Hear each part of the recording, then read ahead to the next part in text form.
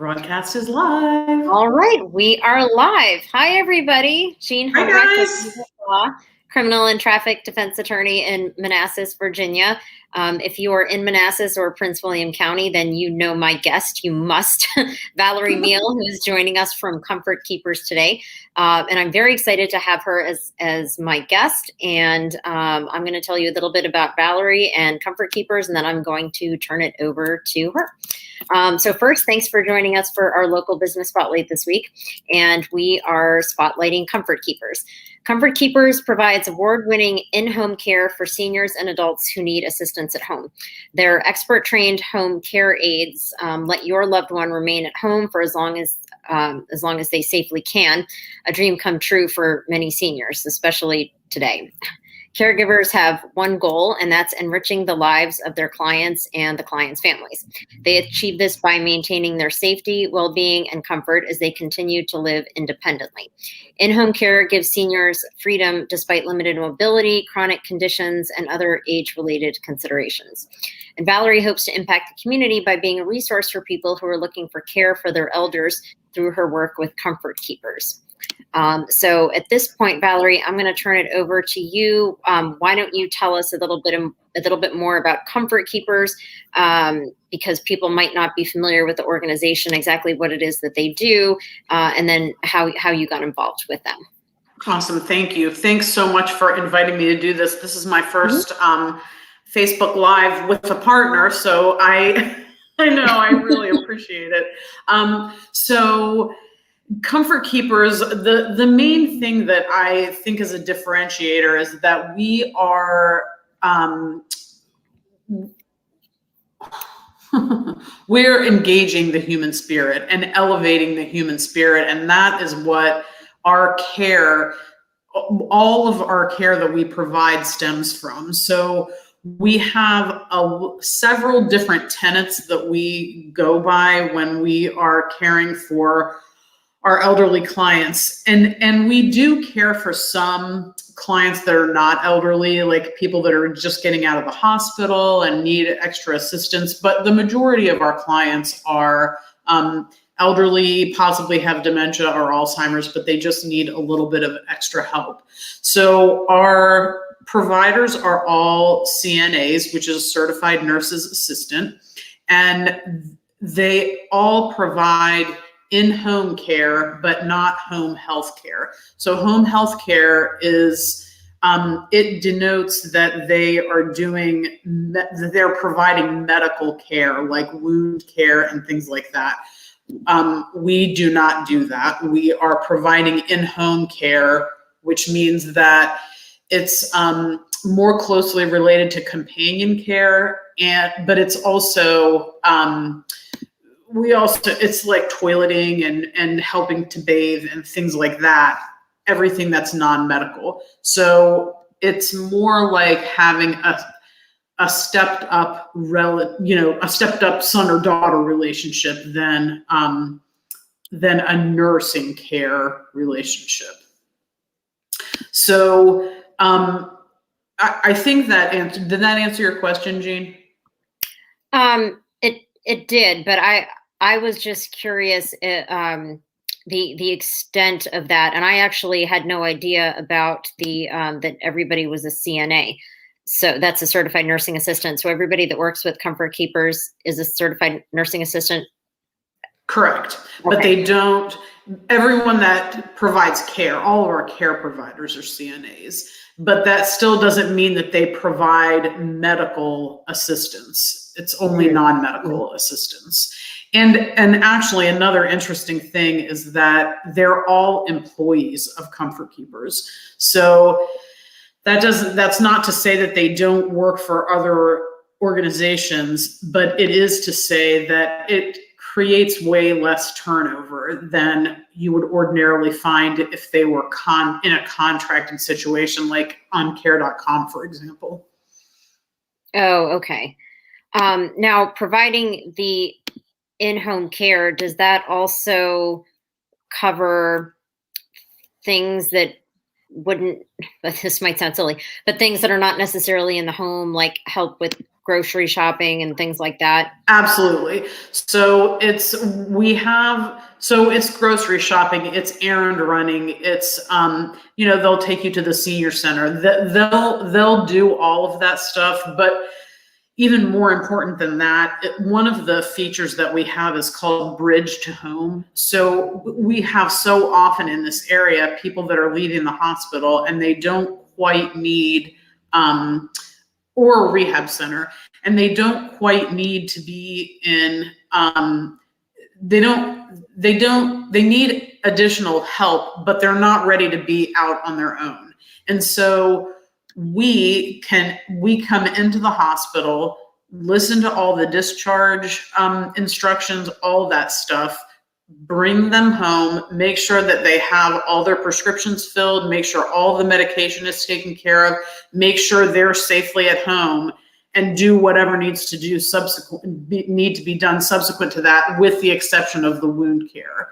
So ordinarily, the hospital will have a nurse come in subsequent to the patient being released that handles all of that stuff, and that's part of the hospital care. But we're there to bridge from the hospital care to the home care. And I think that's really vital. There are so many people around here that are sort of on their own, and they just don't have people to pick them up from the hospital and take them home and make sure that they get taken care of. And so we have often clients that call from out of state or overseas that need their parents taken care of. And so we can help them make that entire transition. And I think that's so huge. I think it's so valuable. So is Comfort Keepers an international organization, national, just Virginia? What territory? We actually are international. We have offices in a few other countries, which I cannot list off the top of my head. And there's a Comfort Keepers practice in at least one in every state. Not that it covers the entire state or the entire region, but yeah, we're all across the country, and then we're in several other countries as well. Okay. So how would somebody get connected with Comfort Keepers? What is the process they need to do, whether it's looking for themselves or looking for a family member? So they would just simply call our office, call me, and I would connect them into the right place. But calling our office, there are a couple of different types of offices. We're a franchise office, and we have a certain region that we can service. But if the person that contacts us is out of our region, we would find the Comfort Keepers that's appropriate for them and make sure that they were connected to the care that they needed through another Comfort Keepers. Okay. And something that a lot of people probably are wondering, does insurance cover the cost of any of this? Does long-term care cover this? Does Medicaid cover it? How would somebody go about paying for this? So there are lots of different ways, just like there's lots of different ways that people cover any other in-home type of care. So long-term care insurance, if you have it, often covers this. There are many people just self-pay because that's what they want to do. Some people get services through the Area Agency on Aging, which, if you're unfamiliar with that and you need assistance, they are an excellent resource for all things elderly. And then the Veterans Administration, if you're a veteran, they offer in-home care services, but again, you have to qualify for it. It's a very underutilized service that the Veterans Administration offers. So there are lots of different ways, but most people self-pay. Okay.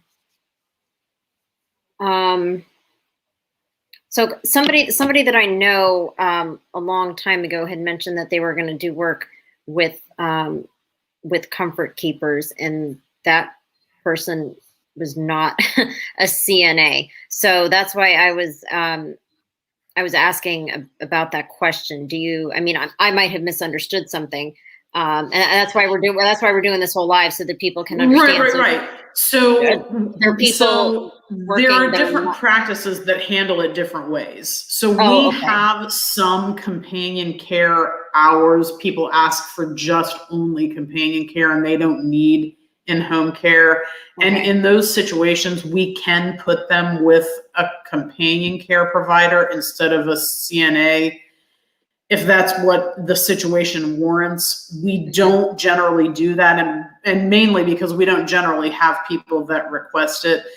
And that's how our franchise office runs. So there are corporate offices, like the office in Fredericksburg is a corporate office, and things are a little bit different there. So our care providers are all CNAs if that's what the situation warrants. If a person wants in-home care, we can find them. Companion care, we can find that for them. Okay. Does that make sense? Yeah, it does.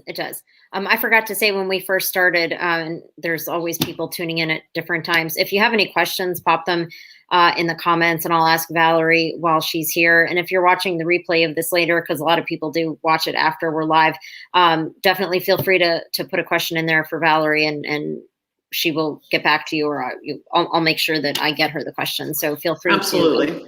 Yeah, definitely. So I initially met Valerie not through Comfort Keepers, through other organizations, mostly through the Prince William Chamber of Commerce. But I was just wondering if you can tell everybody how you ended up getting involved with Comfort Keepers, and if anyone else wants to get involved with them, how they could possibly do that.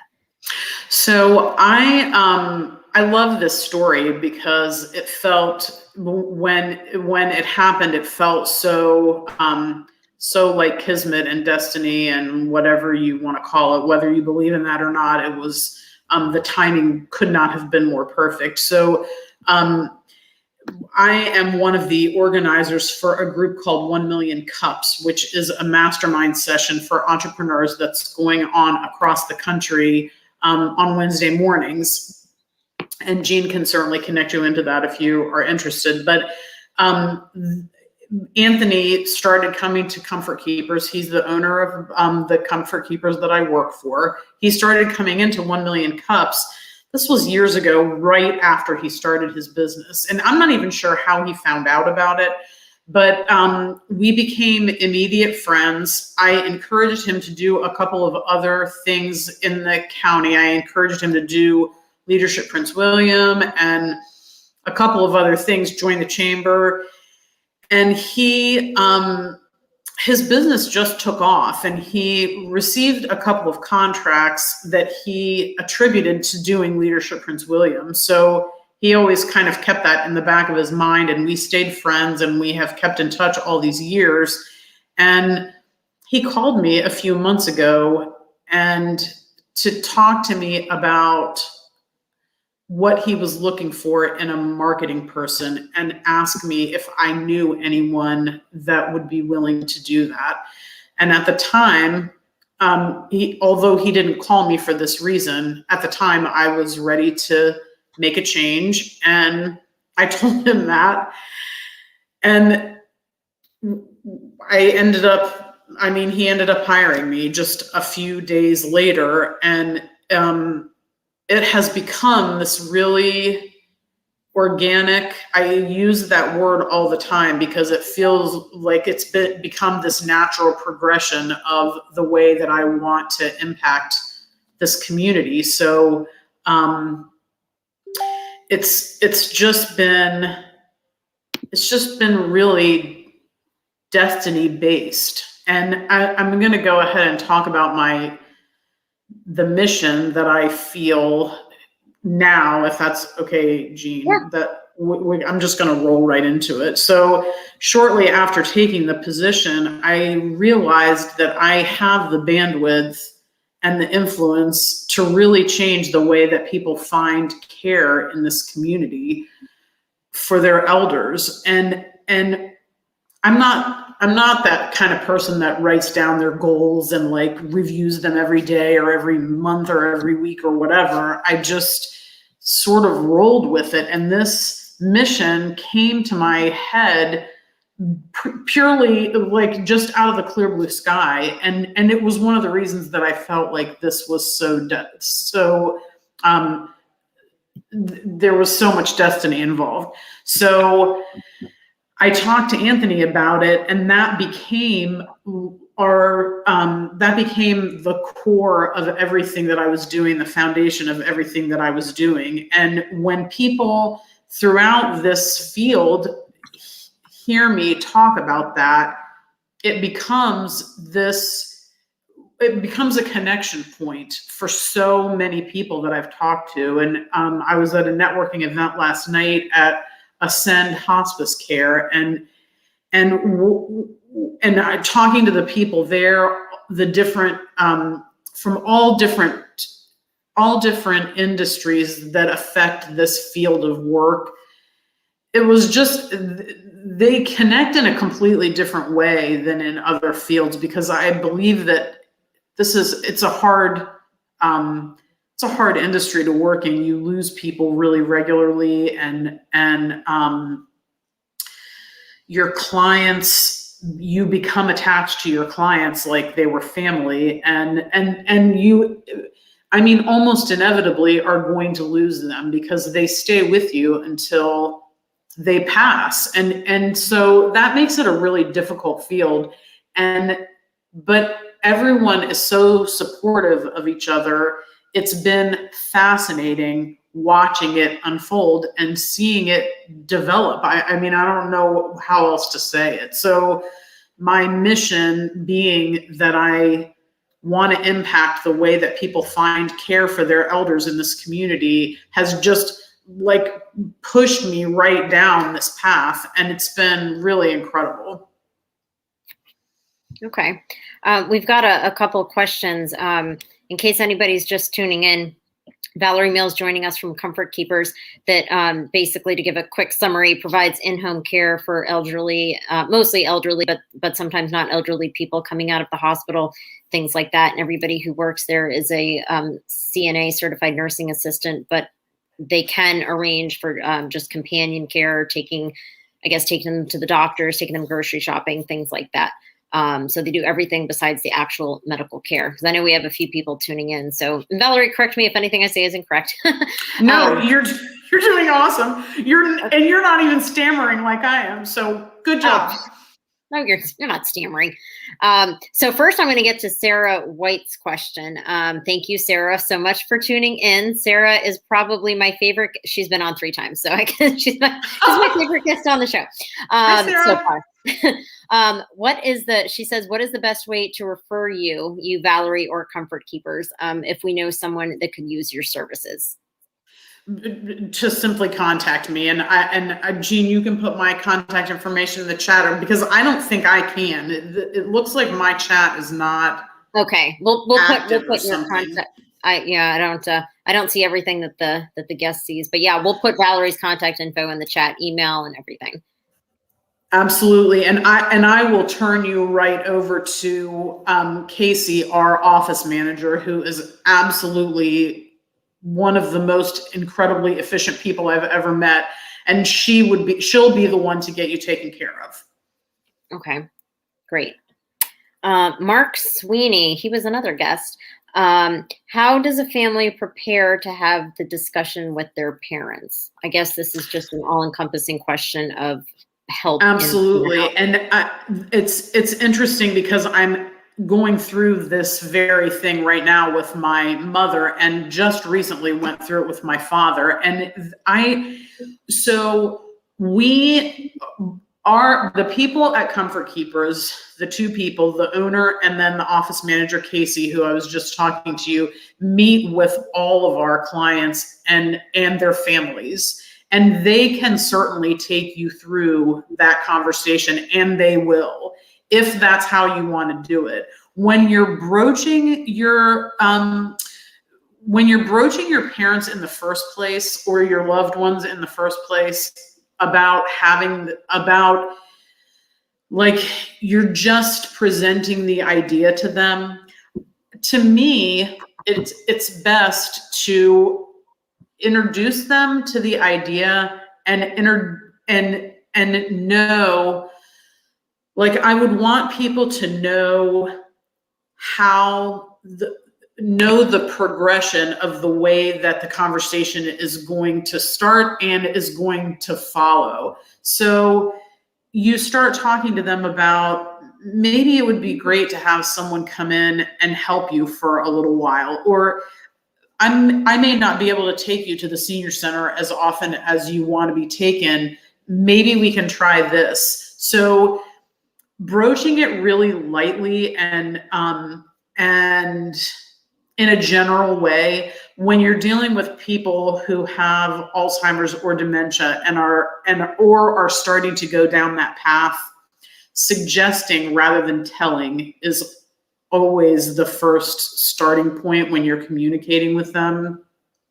And I've been doing this with my own parents, and I see my sisters not necessarily doing that with my parents, and it makes a huge difference. Suggesting rather than telling makes such a huge difference. And so beginning to make those suggestions and making them consistently, and then engaging with someone from Comfort Keepers and having them engage with your parents would be the next step.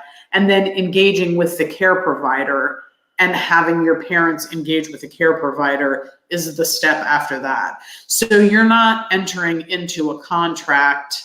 You're not entering into a long-term contract just by engaging a caregiver. We don't have like, you're under contract for 5 hours a day, 3 days a week for 6 months. It just doesn't work like that. So we do have a bottom line. Our shortest shift is 4 hours, and I believe sometimes 5 hours is our shortest shift, depending on your location. But I believe I think that's the best way to do it. And in my experience, that has worked really well for my family. So suggesting, not telling that's like the gem within that whole talk. Did that answer his question? Mark, if that did not answer your question, let us know. But Mark also commented that his mom had dementia, and it was horrid. If Mark, you or anybody feels like sharing, yes, it answered his question. If you feel like sharing any comments based on personal experiences or experiences of people feel free to do that too. But I wanted to follow up a little bit with what you were saying about no contract, and then get back to the insurance a little bit, because I know it can get a little complicated. I mean, I didn't even know until recently all the different types of insurance that a person could have, and this only covers this, and this only covers this, and this will cover this. So I get my first question, because I'm starting to ramble. Can this be kind of like an ad hoc thing? Somebody just wants help for specific days, and then that's it. I know you mentioned there's no contract. But how exactly does that part work when they first sign up? Can they do as much or as little as they want? Can they call when they want help, and then they just sign up for a 4-hour period? How does that work? So I don't think it's as random as just being able to call and say, I'd really love somebody to come over tomorrow. That it's not, it does have to be scheduled, because their schedules are pretty tight. We have people that hire us for as little as 5 hours a week, and some that hire us 24/7. So it all depends on the situation, and it's pretty closely tailored to whatever you need. However, it's not just like you can call and randomly get a care provider to do what you need to do. Okay. Does that make sense? Yeah. Okay. Because I think people probably would have that question. Mark said we did not have a firm like Comfort Keepers when she started down that path. Would have been a huge help. And there's another picture. So can I just say one more comment to Mark? So Mark, you're not alone. There are so many people that enter into that situation and have no idea what their options are. And that's part of my mission, educating the community so that they know they can pick up the phone and call me to figure out what their options are and what they need and what's available. That is a huge part of what I want to do, because nobody feels like they know what to do if that situation arises. I work at Comfort Keepers and I've only been there for a couple of months, but I still feel bewildered when I try to talk to my family about what we need to do with my parents. I mean, it's a tough situation. Yeah. I'll get back to the insurance in a minute, but I want to get to the other questions first in case people have to take off. So Mark asked, can you provide 24/7 so the family can take a break for a few days? Yes. Okay, so people can go and stay in the home and sleep. Is that how it works? Or do they switch it's off? as little as 5 hours a week or as much as 24/7, that's what I was saying. It's very closely tailored to what people need. So would it be somebody like sleeping in the house, or would it be like a switching shift? Somebody leaves and then another person comes over and is awake while the person is asleep? Well, that's a good question. And I believe that it would be whatever is warranted. If the person needs to be, we have what's called sitting services, and that's often offered in the hospitals. But if the person needs someone that is going to sit in their room and stay awake and make sure they're continuing to breathe, that's what we would provide.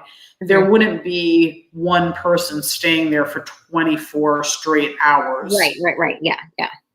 So the shifts would change, but I don't know about the sleeping / non-sleeping. Okay. Yeah. Sorry. Sometimes my questions probably get too detailed. No, that's okay. Mark also said home care versus assisted living. I assume his question is, what is the difference? Yeah. So our goal is to keep people living as independently as possible for as long as possible. Living as independently at home as possible for as long as possible. Sometimes that happens in an assisted living situation, that a comfort keeper or one of our care providers will go into an assisted living facility and still provide more care than the level of care that they have at the assisted living facility. But with COVID, so many facilities had to lock down, and they weren't allowing people in to be with their families and to visit their families. It posed a really, really crisis situation for many families. So we are so fortunate to have so many options for assisted living in this community and in this region. And I'm just learning about all of them, or many of them. And they all have different amenities. They all have different options. They all have different levels of care. And some of them have additional people come in, like from Comfort Keepers, come in and care for the people that live there. And some of them have their own staff. Some of them have an organization on hand that provides care for a lot of their people, and then they still have other organizations come in. So the options are, the options are so broad, it's really almost impossible to know them all. But we want people to stay where they're most comfortable. So even if they're in an assisted living facility, if we're caring for them, it can often keep them from stepping up to the next level of assisted living, the next level of assistance, within that facility. So if it keeps them from having to go to the memory care floor if they have someone that's there more often caring for them. Oh. Does that make sense? And Yeah. then, after the memory care floor, there's, the care steps up from there, but also the restrictions step up from there. So having someone come into their home, wherever it is, to help care for them makes a huge difference with how they progress up that ladder, sort of. I didn't even know that. So it helps keep them in their home longer. It helps keep them living independently longer. And even if they're in an assisted living facility, it helps keep them from, I guess, just more maintaining the status quo as long as possible, before they need more actual intensive medical care. I mean, I assume. Right, more intense. That's a good word to use. Before they need more intense care, it keeps them from having to go to that next level. So most of the assisted living facilities that I've talked to, if they do assisted living and memory care, there are different levels, and they actually are on different floors of the facility depending on what level of care they need and what level of monitoring they need, and with that monitoring comes what level of restriction they have to live with. And so when you can keep them on a lower level of care just by having someone come in for 10 hours a week or 15 hours a week, if you can keep them on those lower levels of care, it keeps them from having more restrictions. It keeps their independence. It keeps their autonomy, sort of. So it's a delicate balance, but having a care provider come into the home keeps them from keeping on having to step up that care. Now, when you say restrictions, what do you mean? I mean, so there are certain levels of dementia that they don't want you just leaving the facility. Like they're an assisted living facility, but people still, their residents can still come and go in a lot of situations. But there's a level of dementia that when you get to that, when you reach that level, they don't want you to be able to come and go as you want, because it's not safe. So like you would leave the building and not know where you were. Right. So restrictions like that, and they don't want you to have an oven. Maybe it's okay for you to have a microwave, but not an oven. So there are different levels of restriction like that. Got it. Okay.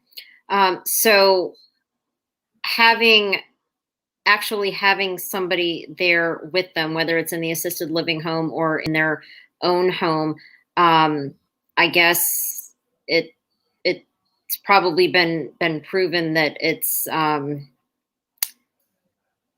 don't even know what I'm trying to say here. That person being there actually does physically help them, because it kind of staves off some of the progression of some of these diseases. It sounds like that's kind of absolutely. Okay. So the number one cause for decline in our senior population is loneliness.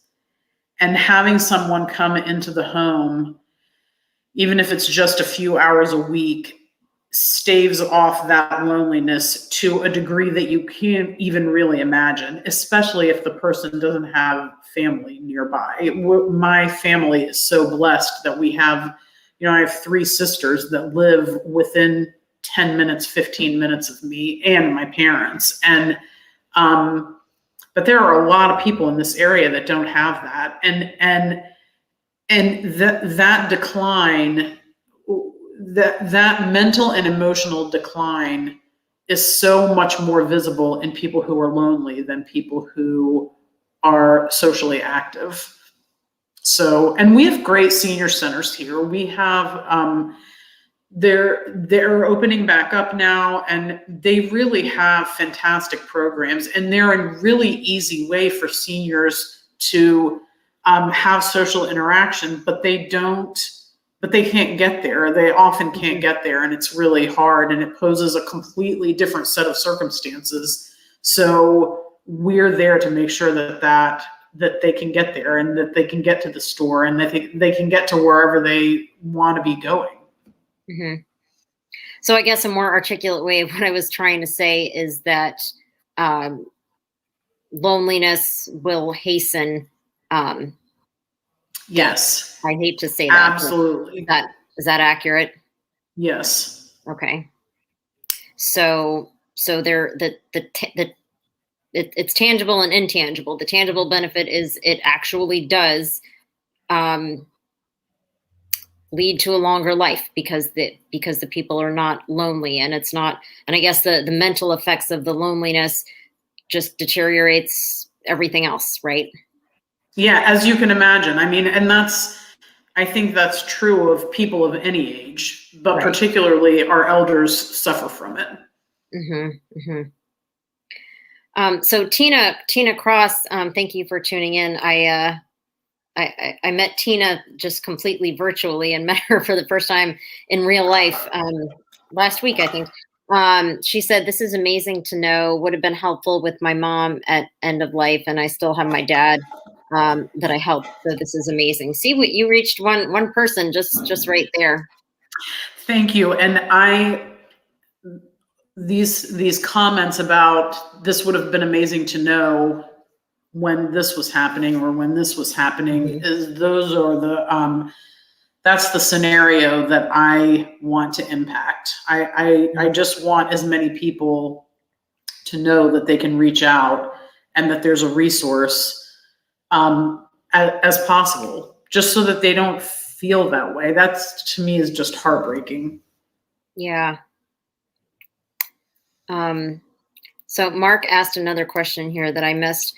Is the job market making it hard to find and retain nurses for comfort Absolutely. keepers? Absolutely. It is, in fact, we were just talking about this at 1 Million Cups this morning. It is incredibly challenging to find CNAs, and a lot of it has to do with the insurance companies dictate this level of pay that we have to adhere to. And it is really challenging to work within that framework. However, it's all across the industry. There's a dearth of CNAs, nurses, RNs, everything. It's everywhere. And it's all across the country. It's not just this region. It's really a national crisis right now. I mean, I'm going to call it a crisis, because there are people that are turning away work that would serve their business well because they don't have the employees to do the work, and we're no different. Mm-hmm. Plus, it's a super hard job. I mean, yeah. Well, I would think that CNAs are available and looking for work and never stopped working during COVID. You would think that to a degree. We never stopped working. Right. However, there were so many people that were so fearful to be providing care for anyone, mm-hmm. and as well as going into people's homes, mm-hmm. to provide care for them. It became a huge crisis. Mm-hmm. And I don't even know that is that has been the catalyst for the lack of care providers that we're finding right now. It probably has something to do with it, but I think that this is reaches way farther back than COVID ever did. Yeah, and that's actually another thing I didn't think of until we just talked about it. And I know you started working with them a few months ago, and that's obviously post when COVID started. But are the elderly or people that need this care um, hesitant to reach out for it because they don't want people coming into their homes because of that fear?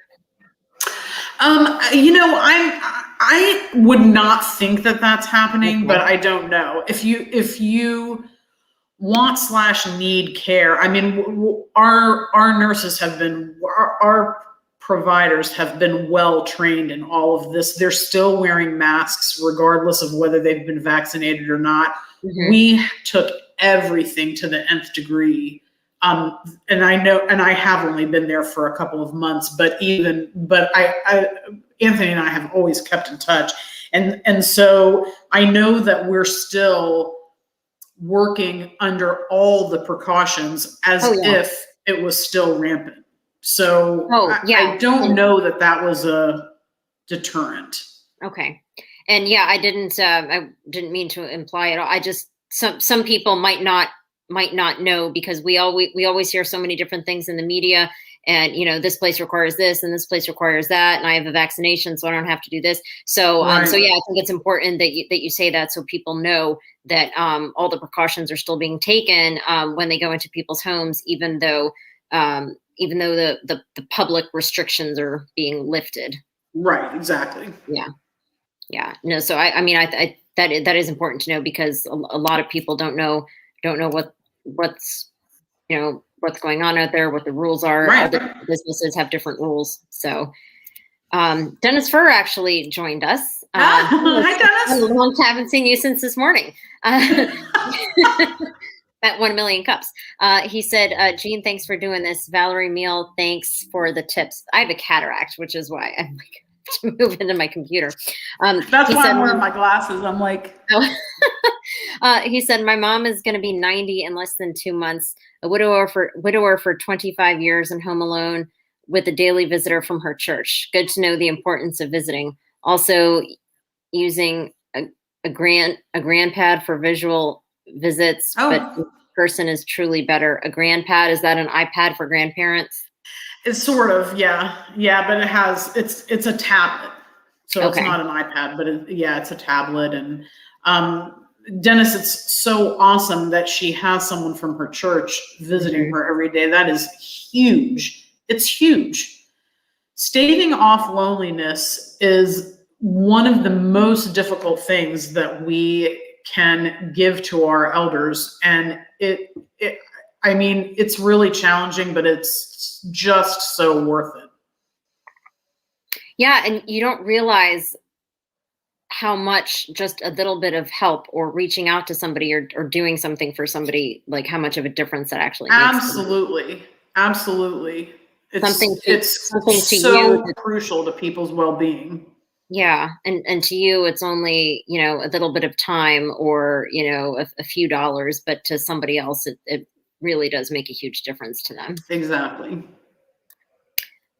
Mark asked, "What questions do I got to interrupt with the question with the comment though, because Valerie, I'm really glad that you came on because just based on the questions and people commenting, there's so much that people didn't know. So it's a good thing that we're getting the word out there about this. Yeah, thank you. So Mark said, "What questions do we need to ask to get help?"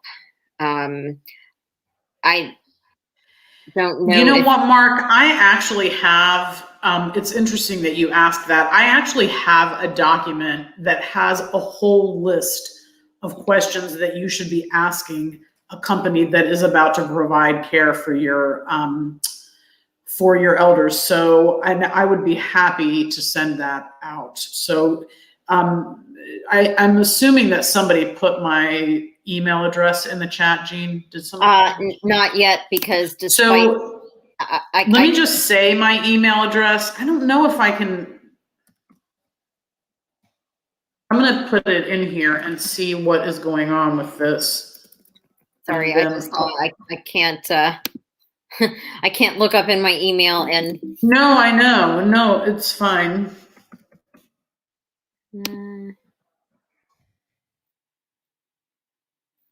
Oh, my email just logged me out. So can you guys see that I just put my email address in the chat? I can't see it, but there might be a 15-second delay. Oh, I just figured it out.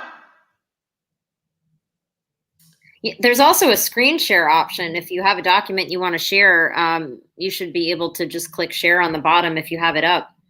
I don't have it up. Oh, okay. But so my email address is Valerie Meale at comfortkeepers.com. So VALERIEMEALE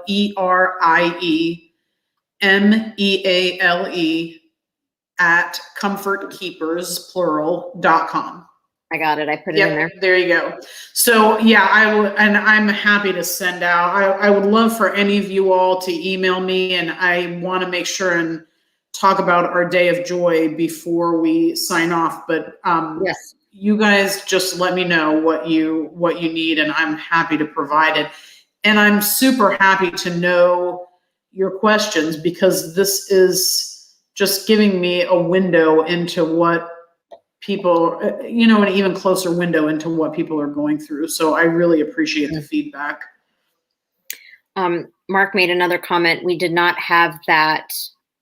I think ended up in a forward assisted living situation. It was all about money instead of care. And you are going to find that, I think, kind of, in any field, you're going to find that. I feel so fortunate to have met the people that I've met in the last couple of months, because a lot of them, I already knew them in other capacities, and they're all the people that are really in the core of this, in the thick of it, we all have the same goal. We all just want to make sure that people are cared for.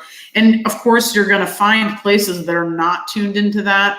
But the people that I'm meeting and the people that I'm connecting with are all about that. And it makes me feel so comfortable sending people over there and referring to them. It's just been incredible.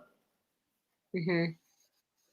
I do want to ask one more question before we get to the day of joy.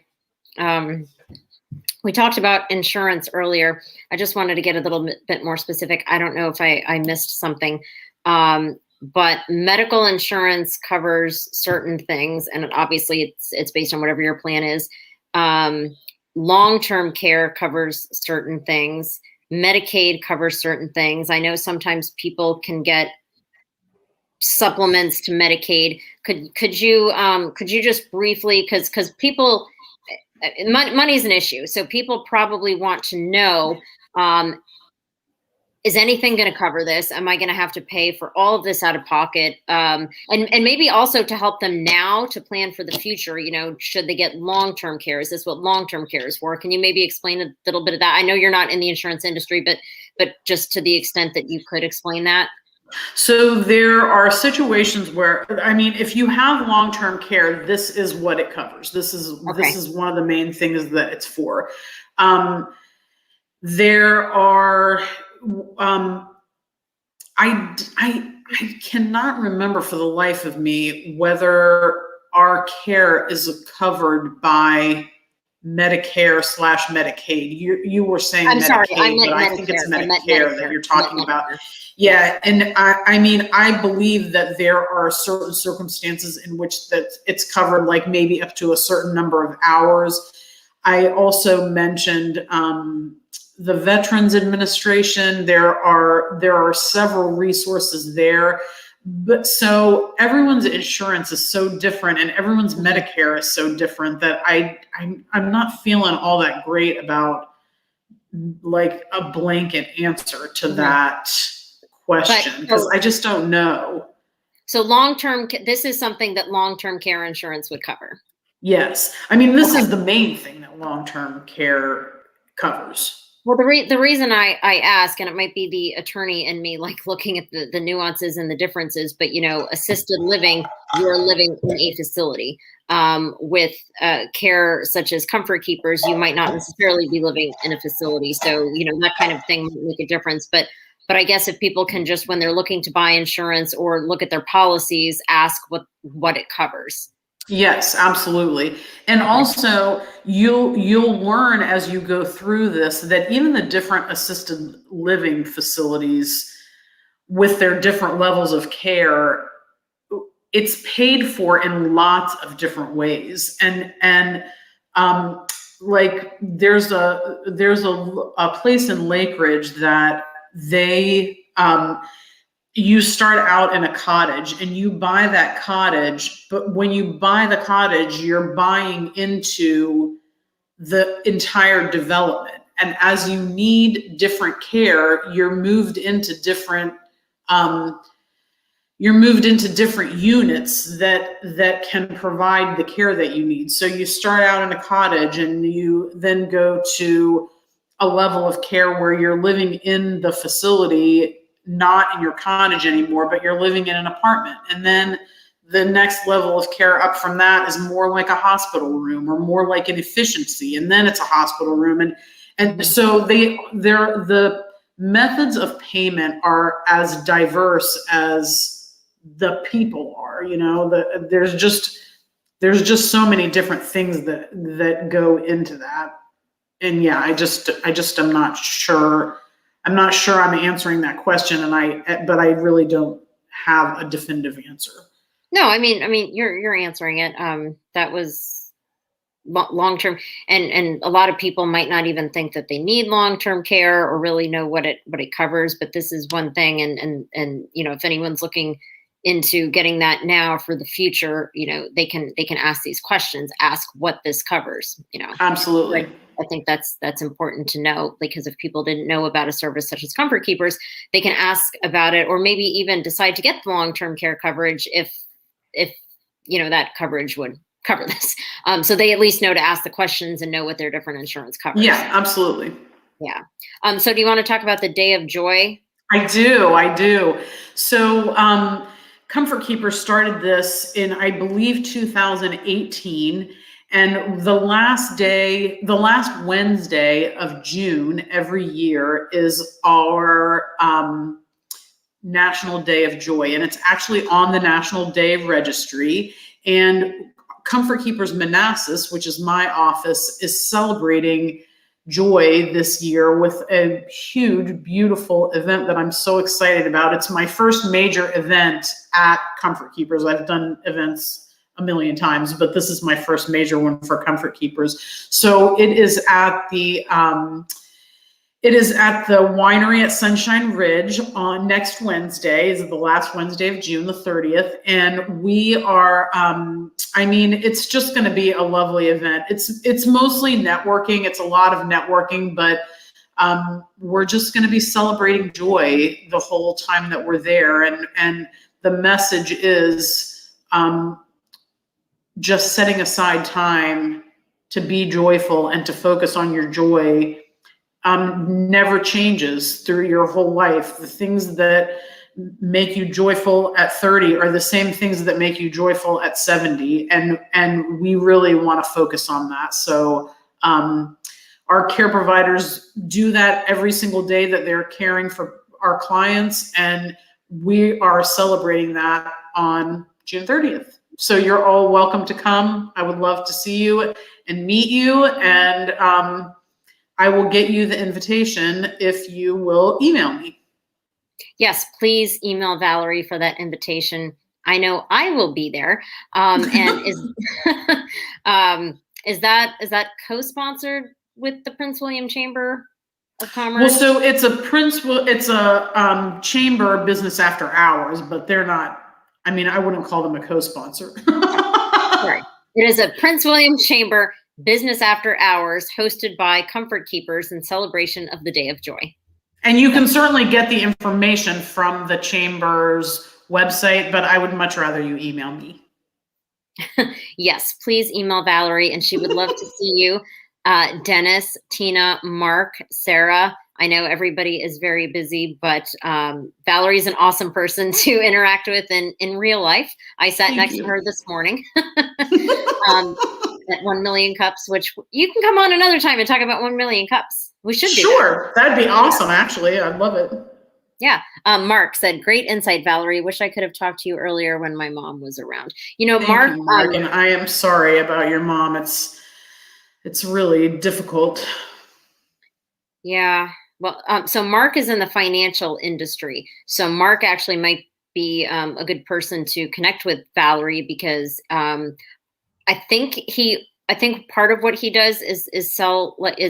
One of the services that he provides is connecting people with life insurance, I believe. Mark, again, correct me if I'm wrong. But you guys might want to connect because you might be able to, help each other out in some ways.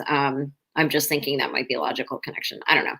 Absolutely. Mark, if you've ever heard of the Family Love Letter, I can't remember the company that does it, but it's a financial planning firm, and they're a wholesaler.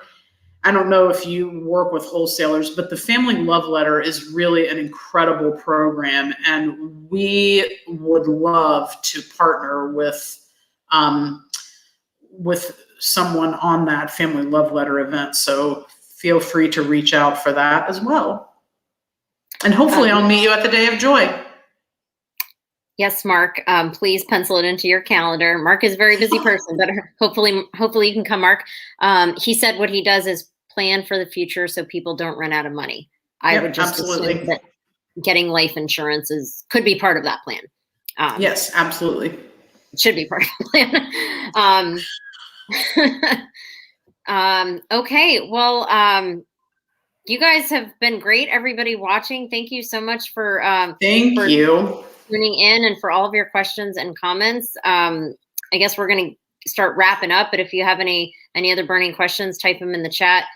Email Valerie for information on those questions to ask when you are going through this with elderly parents or other people. And then also email her for information on the Day of Joy event, which is, tell us again where it is on Wednesday, June 30th, next week. The winery at Sunshine Ridge, which is a brand new winery. They've only been open for a few months, and it's absolutely breathtaking. It's just a beautiful, beautiful place. And it's an outdoor event, I assume? Well, they have those big, huge garage doors, so their inside is very open, but they have plenty of outdoor space as well. Okay, so if people are not completely comfortable with indoors, you can get a glass of wine and stand outside. Absolutely. Yeah. So thank you so much, Valerie, for thank you for inviting me. Every time I do these things, I get so nervous, but then I do it, and it's so fun. It's so awesome. Yeah, and you provided so much information. I mean, I learned so much, and everybody that was watching really did too. I think you really made a difference to people because, even though, they say, I wish I knew about this then, they can tell other people so that other people can take advantage of the service that Comfort Keepers The beauty of networking. Exactly. That is true. Exactly. Well, anything else you want to leave us with, Valerie? I don't. There is nothing. I think I've talked long enough, and I can't wait to see you guys at the Day of Joy. Please introduce yourself to me. I'll be right up front. Yes. Everybody, if you do go, and you should go, please introduce yourself to Valerie. And I know everybody who was commenting here. And an added bonus is I'll be there. So yay, come hang out with me. So you'll know someone at least. if that's a draw to anybody. All right. Well, Valerie, again, thank you so much. I'm sure I will see you at something soon, but if not, in 1 week at the Day of Joy. Yep. Bye, guys. Thank you. Bye.